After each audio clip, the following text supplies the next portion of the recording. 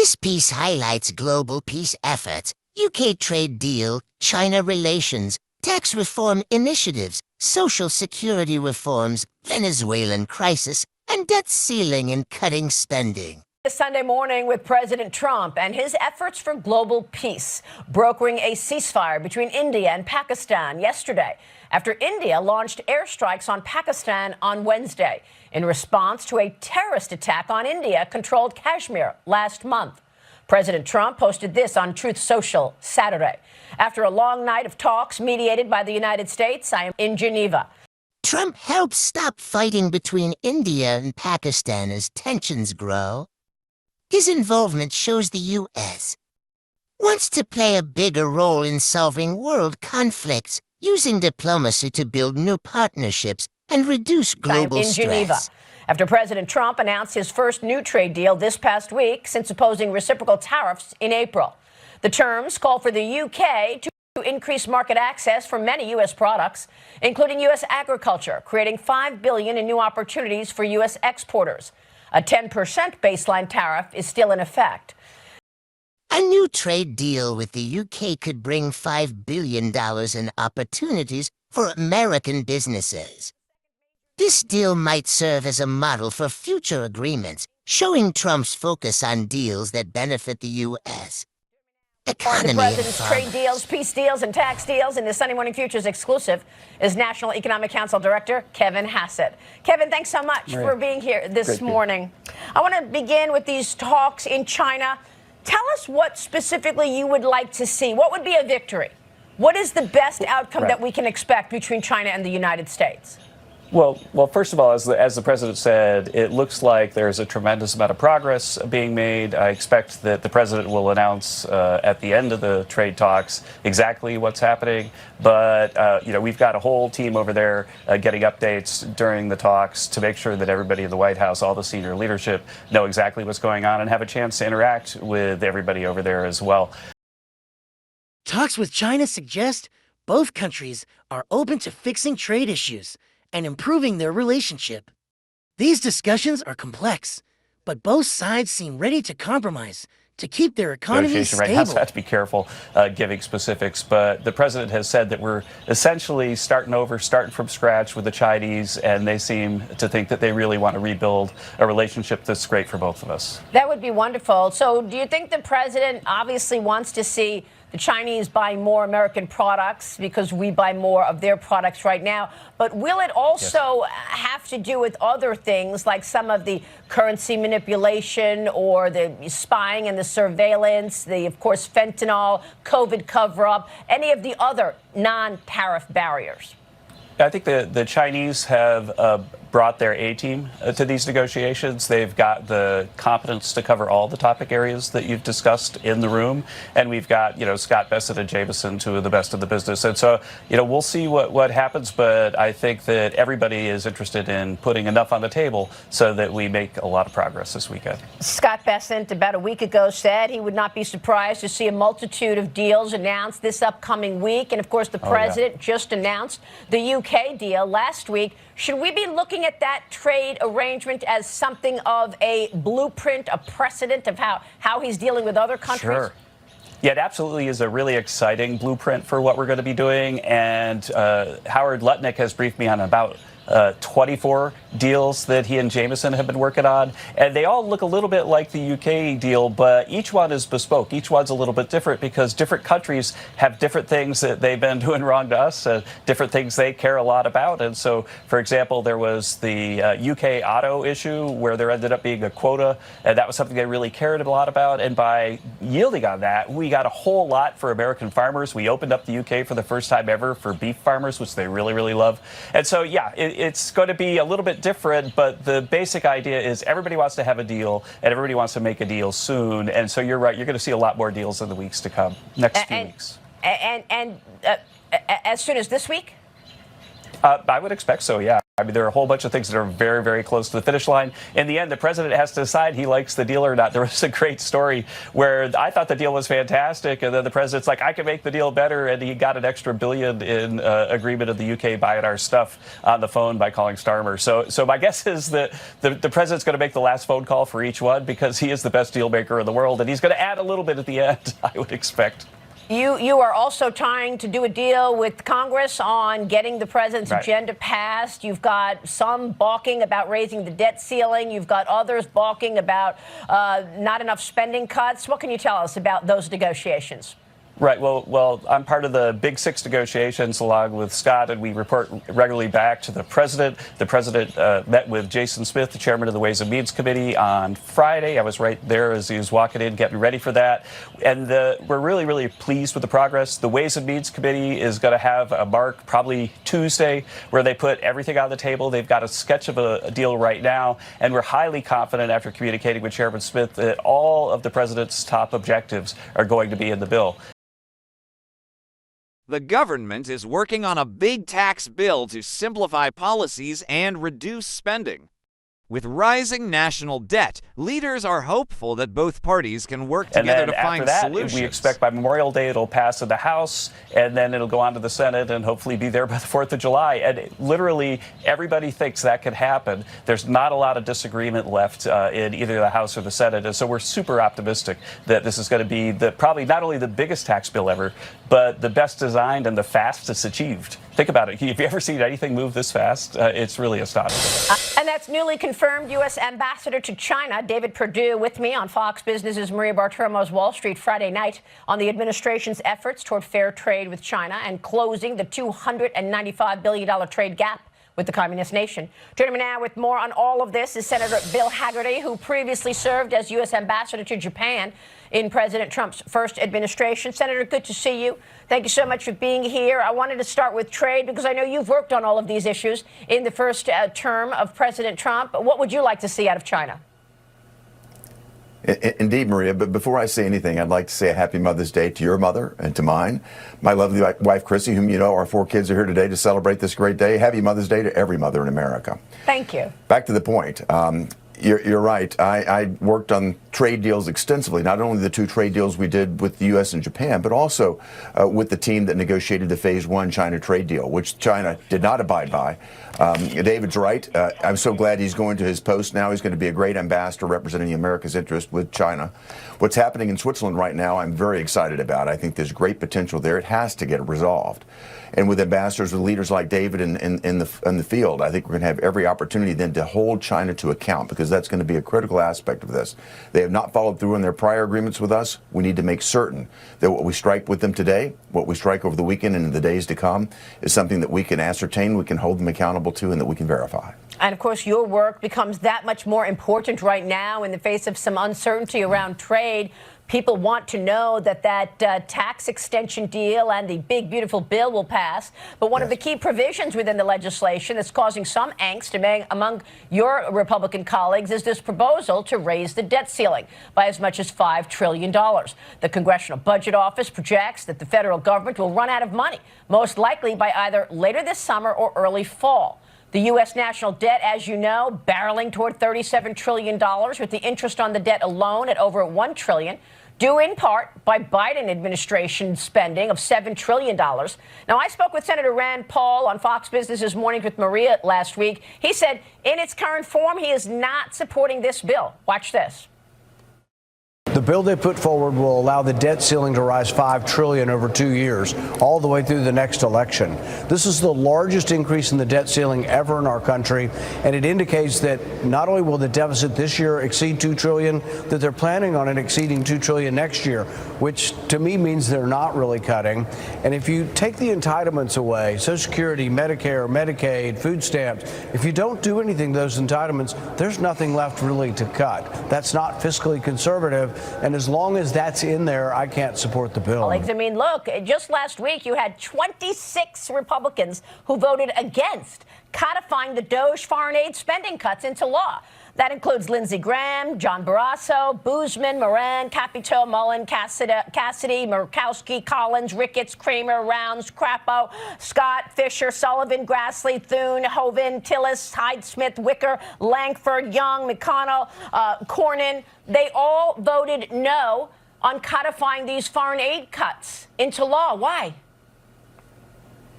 Well, I can't answer for my colleagues. They've all got their reasons, I'm certain. But from my standpoint, and certainly having been a senator who served on the executive branch in the State Department and have seen the actual dispensation of this foreign aid, there's a tremendous amount of opportunity to clean this up. And I think if I talk to my constituents here in Tennessee, they've been very clear to me. We need to be fixated on and focused on America right now, shoring up what's wrong here rather than sending our aid dollars overseas. And when you looked at some of the specifics of where our aid dollars were going, it was absolutely disgraceful.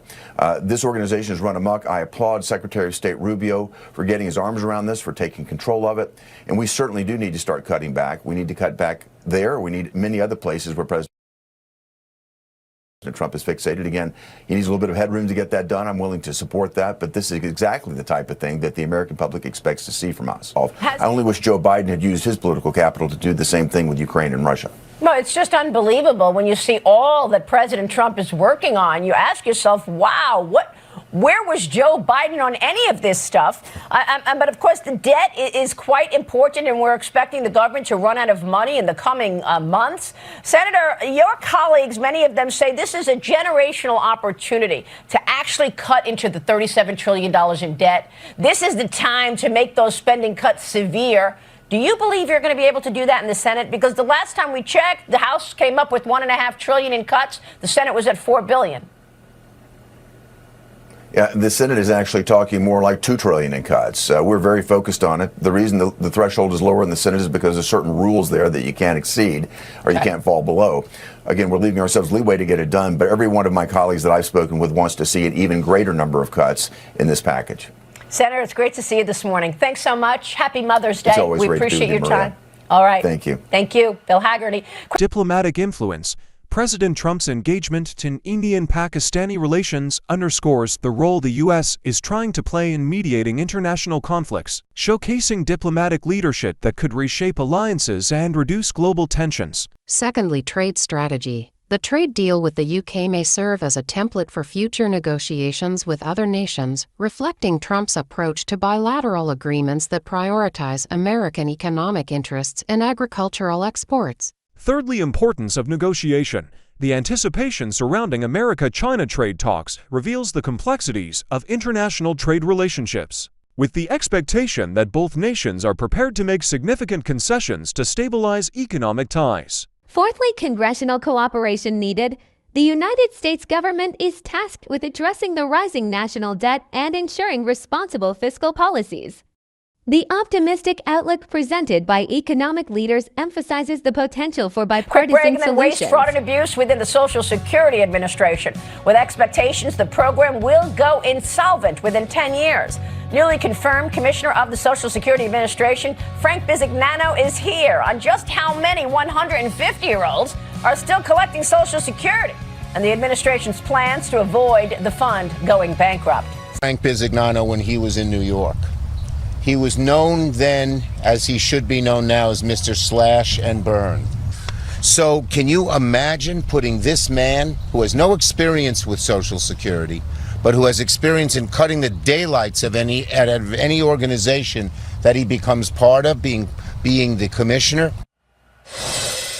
Oh, my God. That is Senate Minority Leader Chuck Schumer attacking newly confirmed Social Security Commissioner Frank Bisignano, who is tasked with avoiding the expected insolvency of Social Security after a long and distinguished career in the private sector at J.P. Morgan, Citigroup, First Data, and Fiserv.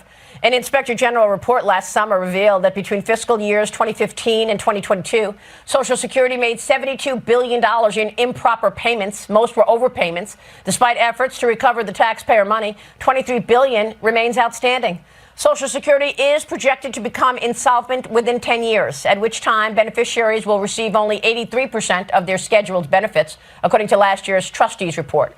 Joining me now is the man himself, the new commissioner of the Social Security Administration, Frank Bisignano. Frank, it's great to have you this morning. Thank you so much for being here. Thanks for having me, and happy Mother's Day to all. Happy Mother's Day to you and to your lovely wife. And let me just say, I know Frank for a very long time, decades, and I could attest to his incredible work and his work ethic. Social Security pays out $1.5 trillion a year, Frank, does 74 million payments a month. You just left a company that does $2.5 trillion a day with 850 million transactions a day. What do you want to say to Chuck Schumer? Well, first of all, he knew me when I was in New York, but I was down at 1 Broadway until I was confirmed. So I've been in New York, and I think we have a tremendous opportunity to improve here. Our ability to make payments accurately and have the data integrity. You know, people want to talk about, did 150-year-old people get paid? Well, that Social Security number is so important, the integrity of it and the safety and security of it. So I think there's a lot of work to do here. I'm excited to lead the agency, and I'm excited to work with my colleagues. The team the president's put together is the best team that's ever been assembled, and I'm honored to be on it. Thank you. So, you know, Elon Musk told us that there are people who are 150 years old on the Social Security rolls. We know that the oldest person in America, by the way, is 114. So I'm saying it jokingly. There's no 150-year-old out there. Did those people who claim that they're still that they're still eligible, did they actually take the money, or are they just on the rolls and they're using their Social Security number for other bad reasons? Tell us the facts. What's going on?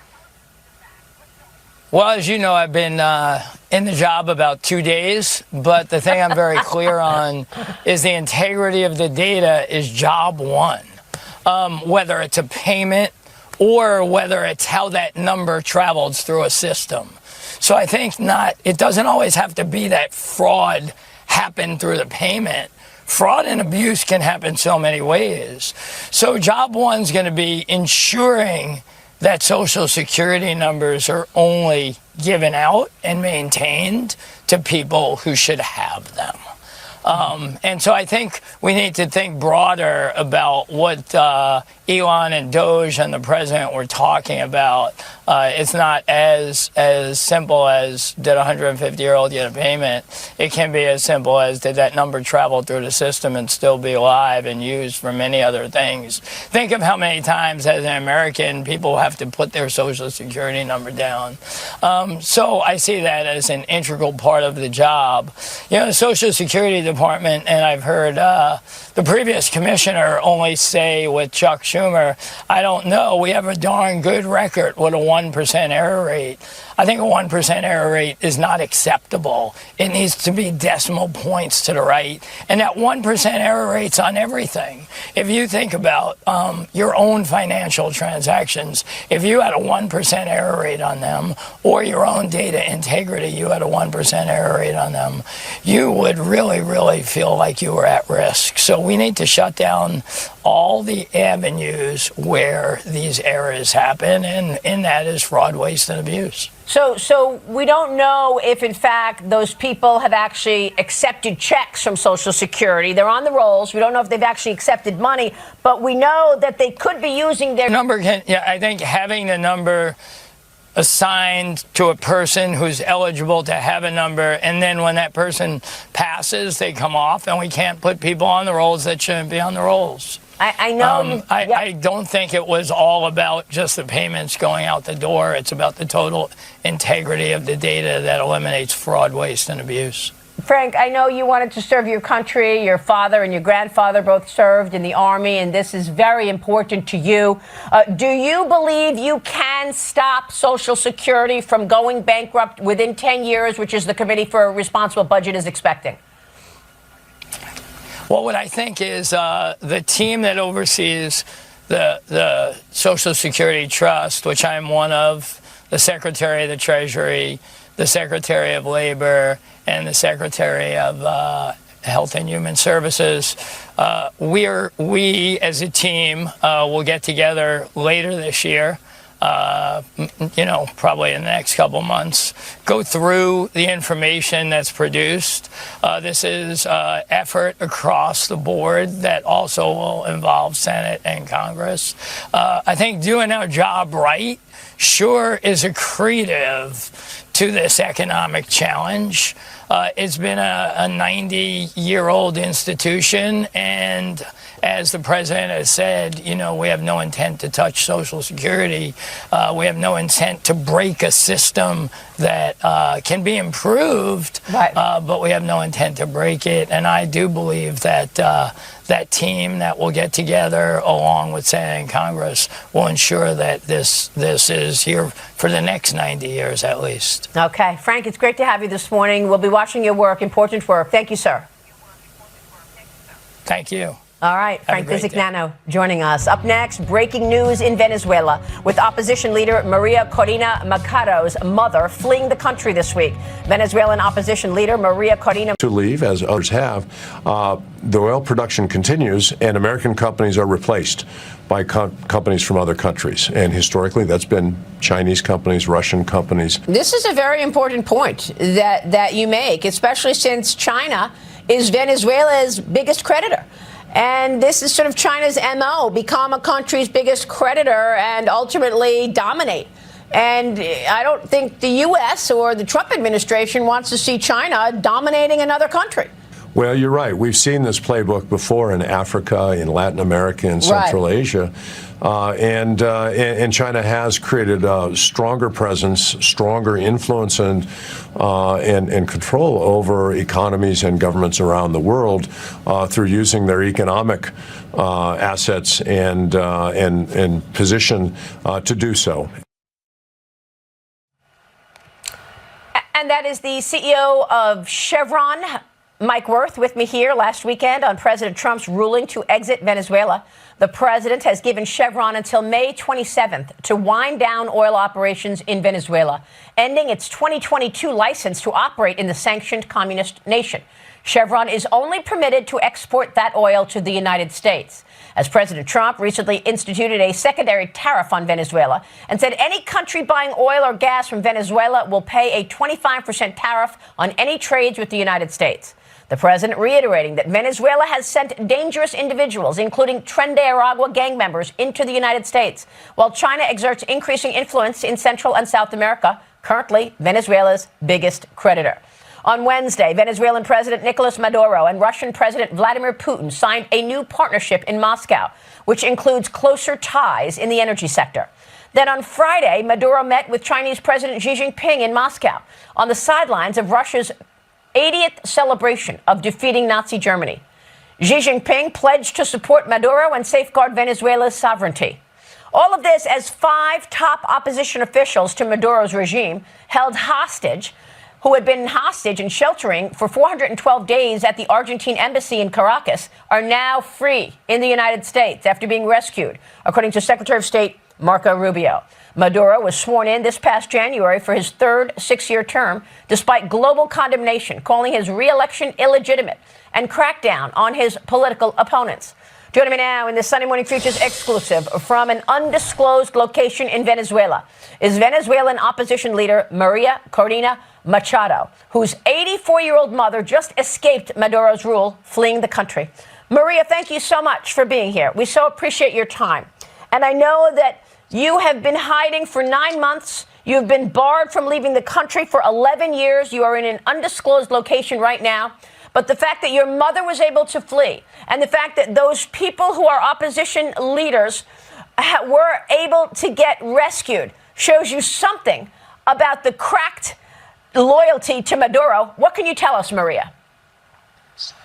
Absolutely. And I'm very grateful to you for this opportunity and to President Trump and all his great team at the Department of State that made this operation that was so complex and precise and executed perfectly to bring our colleagues to safety. And as you say, it demonstrates that Maduro's last line of support with his repression structure has a major breach. And this has been having great effect within the regime. I want to be very clear, Maduro is weaker than ever. Totally rejected by 90% of the people, internationally isolated, and now with fractures within the regime. What can you do, Maria? You are stuck there. They are looking for you. They've been searching for you. They want efforts, and what the situation is like right now for you. Are you concerned about your own safety?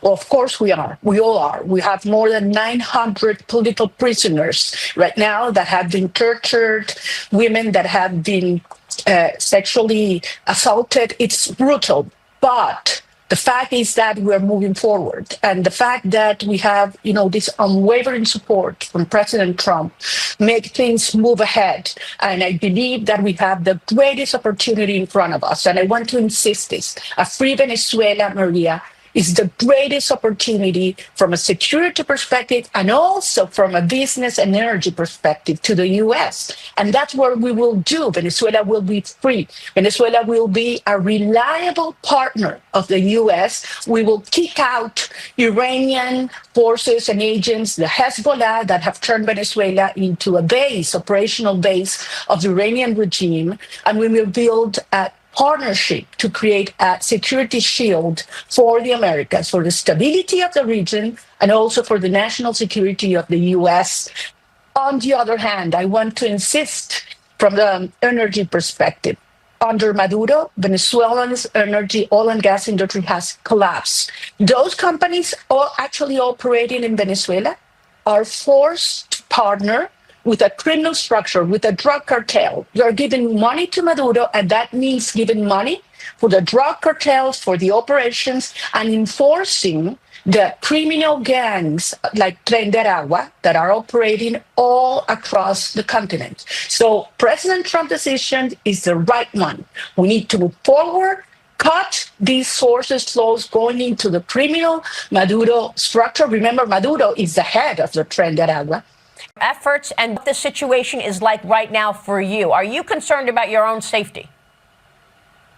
Well, of course we are. We all are. We have more than 900 political prisoners right now that have been tortured, women that have been sexually assaulted. It's brutal, but the fact is that we're moving forward. And the fact that we have, this unwavering support from President Trump make things move ahead. And I believe that we have the greatest opportunity in front of us. And I want to insist this. A free Venezuela, Maria, is the greatest opportunity from a security perspective and also from a business and energy perspective to the U.S. And that's what we will do. Venezuela will be free. Venezuela will be a reliable partner of the U.S. We will kick out Iranian forces and agents, the Hezbollah, that have turned Venezuela into a operational base of the Iranian regime. And we will build a partnership to create a security shield for the Americas, for the stability of the region,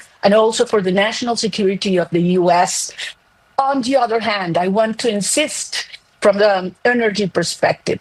Under Maduro, Venezuela's energy, oil and gas industry has collapsed. Those companies all actually operating in Venezuela are forced to partner with a criminal structure, with a drug cartel. You're giving money to Maduro, and that means giving money for the drug cartels, for the operations, and enforcing the criminal gangs like Tren de Aragua that are operating all across the continent. So President Trump's decision is the right one. We need to move forward, cut these sources flows going into the criminal Maduro structure. Remember, Maduro is the head of the Tren de Aragua.